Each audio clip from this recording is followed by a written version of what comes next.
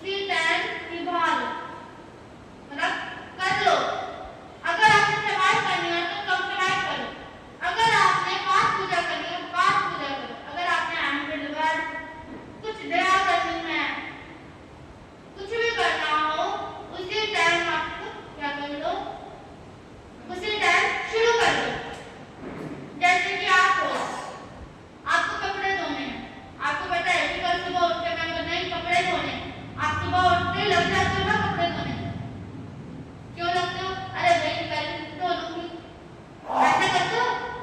नहीं करते। आपको विश्वास है आप मेरे पास कपड़े नहीं यहाँ करने वाले, अब मेरे को धोने ही पड़ेंगे।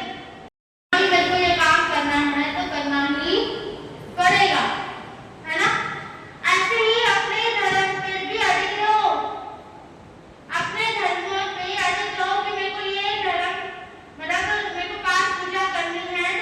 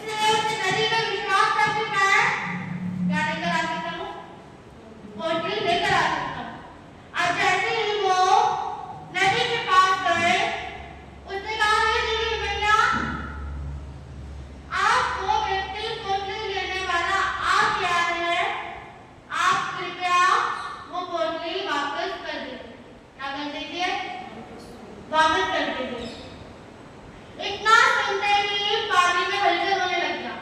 क्या होने लग गया? हलचल ऐसी तेज होगी जैसे कि बाढ़ आ जाए। ऐसी हलचल होने लगा और एक सुंदर हाथ बाहर निकला। सुंदर हाथ बाहर निकला, उसमें एक पोटली रखी थी। वो पुलिस साहब ने पोटली उठाई और उस व्यक्ति को दे दी और कहा, आपकी पहचान नहीं हुई, पोटली है ना तेरी? कहते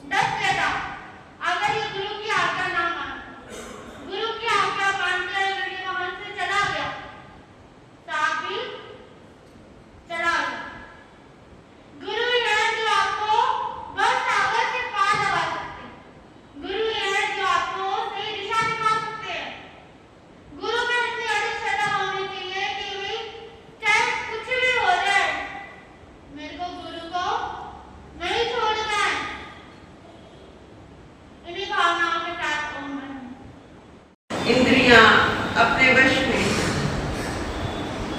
वही आवश्यक का अधिकारी हो सकता है। आवश्यक यानी प्रतिक्रमण। दो समय अपनी आत्मा के पास एक ऐसा फेरा लगाना जिससे आपके सारे पापों के कलिमल धुल जाते हैं, आपके काले काले पाप, काले काले कर्म नष्ट होने लगते हैं। जिसकी इंद्रियां अपने वश में होंगी वही आवश्यक की आराधना कर सकता है, वरना मन के अंदर कुछ भावना उठे कि भाई हम क्यों प्रतिक्रमण करें, कुछ और काम कर लेते हैं, 99 की दौड़ लगा लेते हैं। भीतर ये भावना होती है। आज लोगों के पास संसार का फैलाव करने के लिए बहुत समय है, लेकिन आवश्यक को जरूरी मानते हुए भी उसकी आराधना करने का समय ही नहीं। बच्चे पालने के लिए समय है, बच्चों के पालन पोषण संरक्षण और संवर्धन के लिए समय है, बच्चों को आगे बढ़ाने के लिए समय है। संसार के अंदर बच्चों की देखभाल का समय है, अपनी मौज मस्ती शौक ये सब पूरा करने का समय है, लेकिन हमारे पास किस बात का समय नहीं है, प्रतिक्रमण करने का समय नहीं। एक बात मेमोरी में नोट करने जैसी है, पाप की तूफानी भयंकर अंधेरी रात चल रही है, उसमें सहारा कौन देगा? आवश्यक सूत्र ही देगा। लगातार इस दुनिया के अंदर पाप बढ़ता जा रहा है, पाप फैलता जा रहा है। पुण्य के काम कितने होते हैं और पाप के काम कितने होते हैं? भगवान कहते हैं न पुण्य में उलझ जीव, हे जीव न पुण्य में उलझ तू और न ही पाप में उलझ। ये बेड़ियां तुझे बांध रही, तेरे चारों ओर बेड़ियां हैं, ये बेड़ियां तुझे जीने नहीं दे रही। तुम्हें पाप की तूफानी भयंकर अंधेरी रात में संबल कौन देगा? सहारा केवल और केवल आवश्यक सूत्र ही देगा। तो इस आवश्यक सूत्र की तो उपेक्षा मत कर, जैसे कई बार निग्लेक्ट कर देते हैं। फला से पूछो, अमुक व्यक्ति से, तुम्हें ये वस्तु चाहिए, तुम्हें ये पदार्थ तुम्हारे काम के हैं? हाँ मेरे काम के।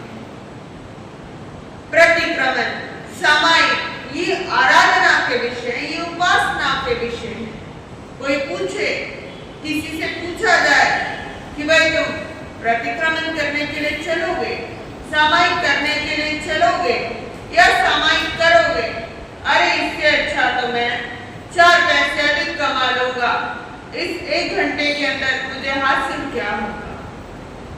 व्यक्ति की सोच है, वक्त नहीं, किसी चीज के लिए वक्त नहीं है, केवल और केवल वक्त है तो संसार को फैलाने के। ज्ञानी कहते हैं धर्म की आराधना उपेक्षा मत करो, अभी तो इसे उपासना का विषय बना। यदि इसका स्वाध्याय प्रतिदिन समझ पूर्वक होने लगे तो निरंतर एक दिन परमात्मा के पद का अधिकारी होगा। अब रोज कोई अपने पाप धोता रहे, रोज कोई अपना शरीर धोता रहे तो उसका रंग नेचुरल है, चमक होगी, साफ सुथरा होगा। ऐसे ही मन पर जो रोज पाप चढ़ रहा है, दिन में चढ़ रहा है, रात्रि में चढ़ रहा है, होश में चढ़ रहा है, बेहोशी में चढ़ रहा है, निद्रा में चढ़ रहा है, हर अवस्था में चढ़ रहा है। यदि प्रतिक्रमण करेंगे तो वो पाप धीरे धीरे साफ होने लगेगा। जैसे शीशे को साफ करने के, फर्श को साफ करने के टाइम लगता है, ऐसे टाइम लगाकर अपने चित्त को साफ करना चाहिए। जैसे दिवाली की सफाई महिलाएं करती हैं, दिवाली की सफाई बड़ी तसल्ली से की जाती है, एक एक कोने को स्वच्छता से साफ किया जाता है, स्वच्छ रखा जाता है। एक एक कोने पर स्वयं रगड़ रगड़ कर कार्य किया जाता है। देखो ना, किसके लिए? कि भाई हमारे घर दिवाली के दिन लक्ष्मी आएगी। अगर तुम रगड़ोगे अंदर अपने मन के ऊपर लगी मैल की परतों को, यदि तुम रगड़ते चले जाओगे, क्या आएगा जी? मोक्ष लक्ष्मी तुम्हारे दरवाजे पर आएगी। तो सहज में बाकी तो साधारण थे, ये लक्ष्मी तो स्वतः ही साथ देगी। दुर्गा भी तुम्हारा साथ देगी, शक्ति रूप में, ज्ञान रूप में सरस्वती भी तुम्हारा साथ देगी, और मोक्ष लक्ष्मी वो तुम्हें मोक्ष के दरवाजे तक पहुंचा देगी। याद रखना, आवश्यक सूत्र का जो स्वाध्याय है, स्व का अध्ययन करना चाहिए। जो उसका स्वाध्याय है, स्व से बात करनी चाहिए, स्व के साथ करनी चाहिए, स्व को ही निहारना चाहिए, स्व का साथ सदा देना चाहिए।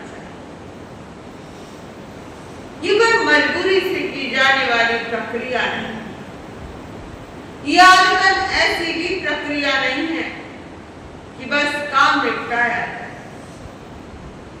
ये अहोभाव पूर्वक की जाने वाली प्रक्रिया है।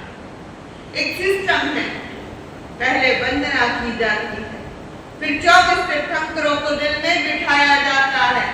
इसकी ही चर्चा हम थोड़ी और इलेबोरेट फॉर्म में, यानी विस्तृत वर्णन के रूप में समय के साथ करेंगे। खैर, यह अहोभाव पूर्वक की जाने वाली अपूर्व साधना। देखो, हर समय प्रतिक्रमण के करते हुए आपके भाव अलग हैं। पूरब के अंदर कई बार ऐसा होता है, व्यक्ति प्रतिक्रमण इतने दिल से करता है, इतने दिल से करता है और भाव से करता है कि पूरब में कभी ऐसा हमने पापों को धोया ही नहीं। अपूरब का अर्थ है जो पूरब में ऐसा कभी हुआ नहीं। यह पूरब साधना है। ये कभी कभी ऐसा होता है ना, कोई चीज व्यक्ति खाता है, मजा नहीं आता खाने, लेकिन कभी कभी वो वस्तु इतनी अच्छी लगती है, ऐसा लगता है पहले तो इस चीज का ऐसा टेस्ट ही।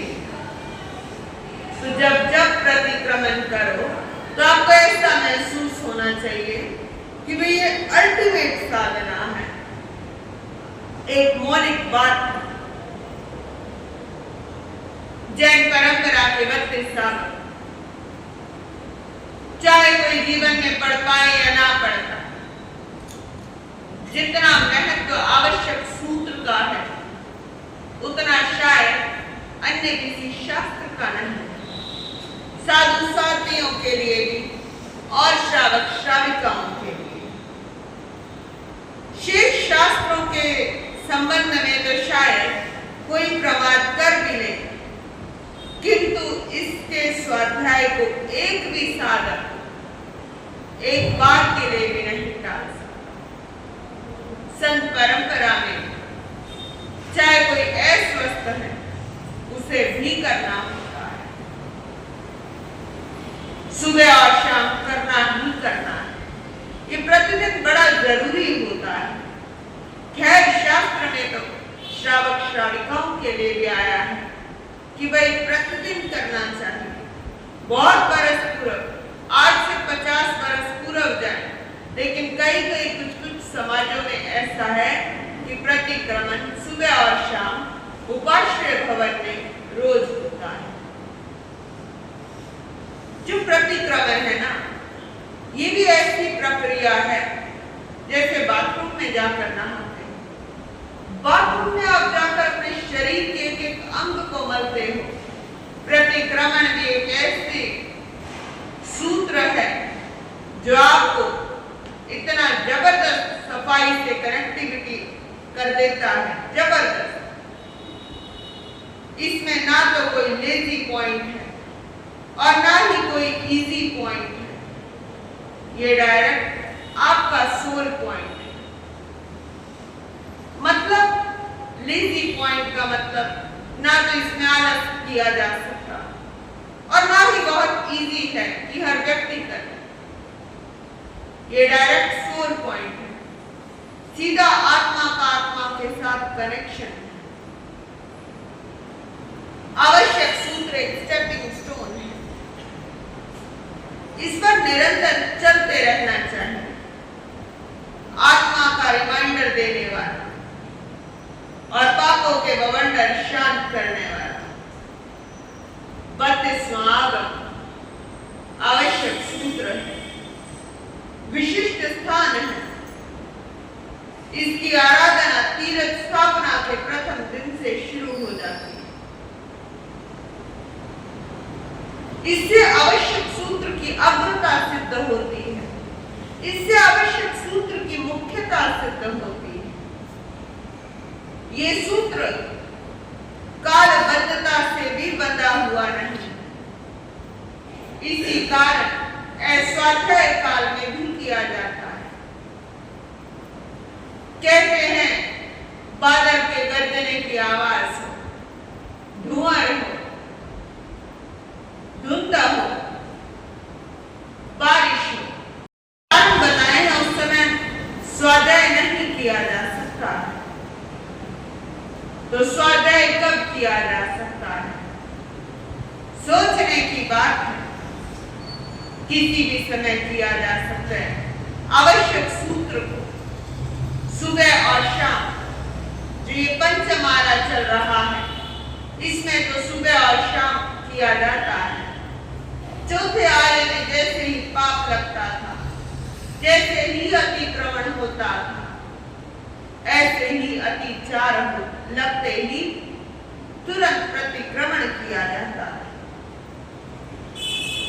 साधना मार्ग पर एक संत चाहे कितना ही आगे बढ़ जाए, यह श्रावक कितना ही आगे बढ़ जाए साधना मार्ग पर, किंतु आवश्यक सूत्र का फेरा तो अहोभाव से सुबह और शाम करना ही होगा। जैसे आप अपने पापों की आलोचना कर लेते हो, ऐसे ही आपको लगता होगा कि भाई हम तो बहुत हल्के हो गए, हम तो बहुत हल्के हो गए, शरीर हल्का हो गया। एक व्यक्ति दूसरे व्यक्ति से बात करता है, उसे लगता है कि मेरा शरीर हल्का हो गया। ये मील का पत्थर नहीं है, जिससे गुजर गए तो उससे दोबारा मुलाकात नहीं। साधक को इसे तब तक लेकर चलना पड़ेगा जब तक उसे केवल ज्ञान की मंजिल ना मिले। आवश्यक सूत्र एक स्टेपिंग स्टोन है, जो हर दिन का डेस्टिनेशन भी है, अगले दिन का मंगल आरंभ भी है। तभी से साधक की प्रगति का प्राण का साधक की यदि प्रगति होगी तो केवल और केवल आवश्यक सूत्र की आराधना मात्र से उसकी प्रगति हो जाएगी। उसे मंजिल भी मिल जाएगी, मोक्ष भी मिल जाएगा और उसका कर्मों से छुटकारा भी हो जाएगा। 84 लाख जीवा योनियों के चक्कर से भी वो बच जाएगा और सिद्धशिला के अंदर जाकर वो विराजमान होकर सिद्ध बुद्ध और मुक्त हो जाएगा। आवश्यक सूत्र की बड़ी महिमा है। आवश्यक सूत्र की महिमा को आप सबको समझना चाहिए। आप सबको आवश्यक सूत्र की महिमा को जानना चाहिए। समय समय पर इसका फेरा अपने घर में, अपने उपाश्रय भवन में करना ही चाहिए, कराना ही चाहिए। जैसा भी जो आवश्यक सूत्र को अपने जीवन का आधार बनाते हैं, वो मोक्ष रूपी मंजिल को प्राप्त कर लेते हैं। बाकी आगे की चर्चा हम समय के साथ करें। बोलिए शासन नायक भगवान महावीर स्वामी, ध्यान गुरु युग प्रधानाचार्य सम्राट पूज्य डॉक्टर शिव मुनि जी महाराज, समस्त आचार्य भगवंतों, समस्त गुरु भगवंतों, पंडित रतन स्वामी श्री रंग सिंह जी महाराज,